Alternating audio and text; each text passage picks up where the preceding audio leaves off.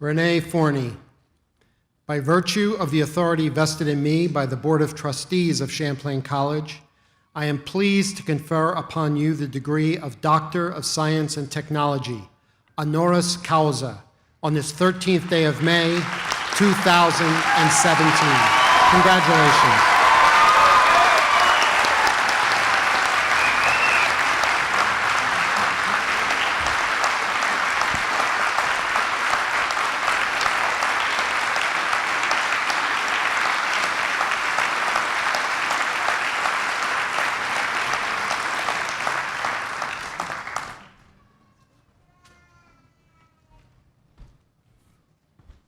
Wow. I can't believe this. This time last Saturday, I was at a commencement for my little cousin was graduating from dental school, and it was exactly at 3 o'clock. And I said, wow, this time next week, I'll be at a commencement and I'll be giving the address, so I better figure out what I'm gonna say.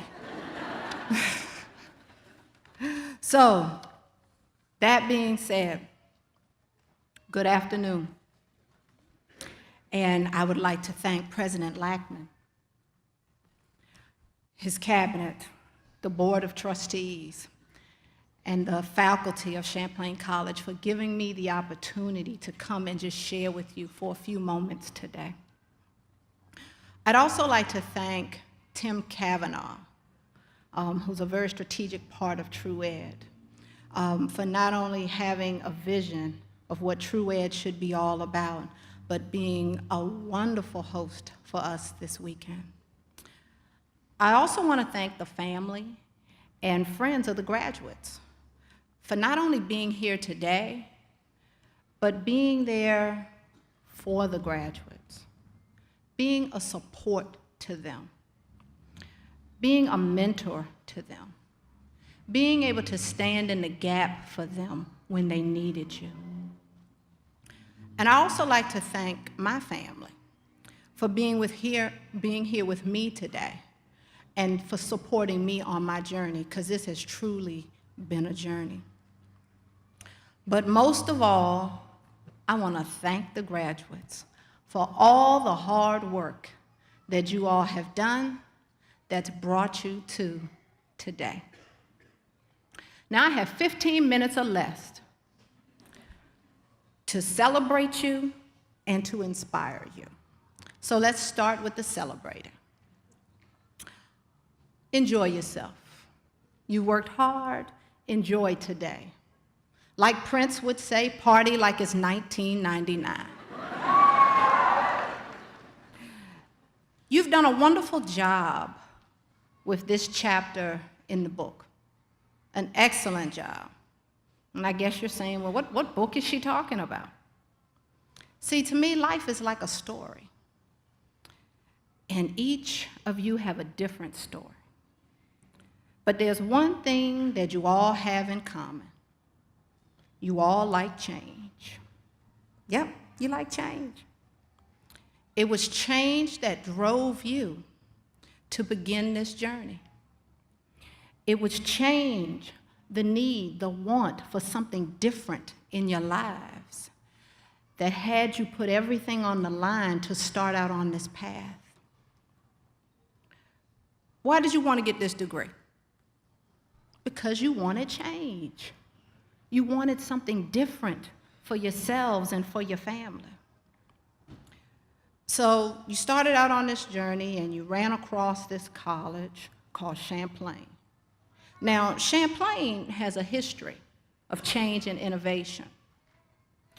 Champlain has always stood in the gap in preparing the workforce for this country. As we came out of the Industrial Revolution and we needed to prepare the workforce with certain business skills, Champlain was there and doing that, being forward-leaning, being ready to stand in the gap and do something different as they are today. So celebrate today because you've come to the end of this chapter. But in reality, you're starting the next chapter. So what are you going to make this chapter about? Is this next chapter going to be boring? I doubt it. I doubt it, because you all aren't boring people. You like to live life on the edge. I challenge you today to make this chapter about changing the world. Because that's what you do. You change. So go out and change the world. Now, how do we change the world? Well, one idea to change the world, or the one that I lean closest to, is to making sure that every interaction that I have with a person, I want to make it a memorable interaction. It's an important interaction. It could be the first or the last interaction that you could have with that person. So make sure that you make that interaction all that you can make for that person and for yourself. Take no engagement with another person for granted. Make sure that the things, those innate qualities that you brought to this life, humility, compassion, ethics, all of those things that you can't automate, bring all of those to those interactions that you have with people. Now, as you take the opportunity to celebrate and you're thinking about going forward to change the world, I know that you're tired right now because you've gone through years of trying to get to today. I know how it feels to be tired. I, too, got my master's degree as an adult. I had 2 little kids and a husband and a full-time job. So I know how it is to have to change diapers or go to a ball game and to do all of those things and get the paper in when it's due. But as tired as I was, I didn't give up. I was always the type of person who wanted to hurry up, get there, and to do the next thing. I'll tell you a little funny story about myself. When I started kindergarten, I was so excited that that time was coming. And I know how people like to spell around little kids. Well, my family would always spell around me. And I said, well, that's all right, because when I go to kindergarten, I'm going to learn how to read, and you won't be able to spell around me anymore. So I had talked, mad junk for weeks. And we get on the bus, and we get to school. I'm so excited. I was all cute with my little outfit. And we get there, and we're finger painting. I was like, okay, this is nice, but we're finger painting. I need to leave. I need to know how to read by the time we leave here. We move on to snacks. I was like, okay, this is good. We have snacks. I'm down with that. Okay, we can do that. And then they read us a story. And I'm like, this is nice you're reading to me, but I need to know how to read before I go home. And sure enough, they put us all back on the bus, and I couldn't read. So I had to go home and eat crow. I was so sad. I went to bed without dinner. I just didn't want to be bothered. So I've always had that spirit in me to always want more and to want it quickly. But I know what it feels like to be tired. So after I got the master's degree, and I had to still work through all the trials and tribulations that come with being a female in a workforce where most people don't look like you, I would get tired. But I didn't let it stop me. I keep going. If anything, it would motivate me to keep going, to keep doing more, to prove to all the naysayers that I could deliver.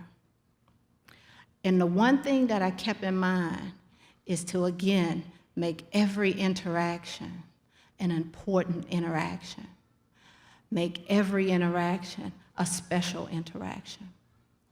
So much so that I didn't realize the impact that I had on one person who's here today. Today, amongst your graduating class, you have a gentleman His name is Sam Brothers. Sam, where are you?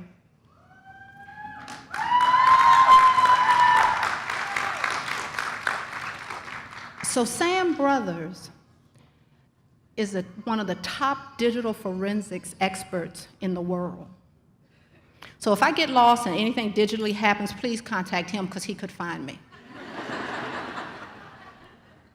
But Sam and I worked together at DHS, and we worked on programs that helped tell students and faculty about the cyber mission within the department.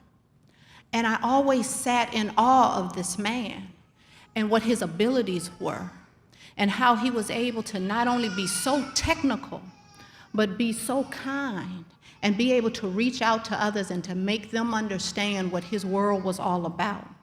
That was so special to me.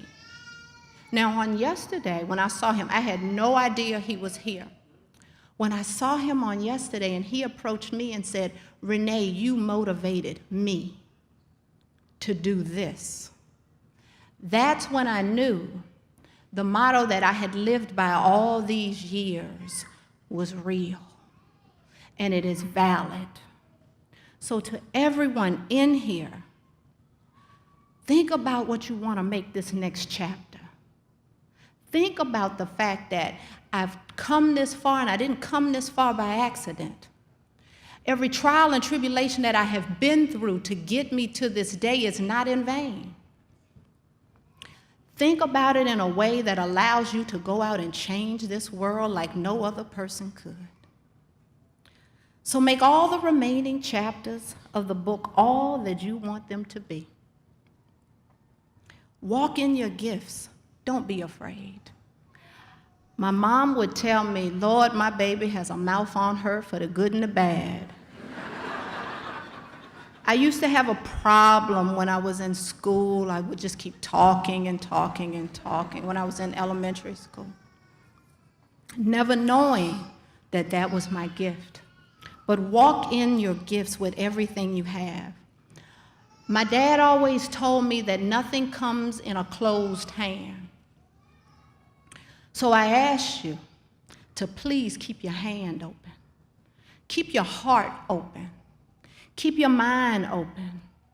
And fill them with all the greatness of others that you come in contact with your interactions.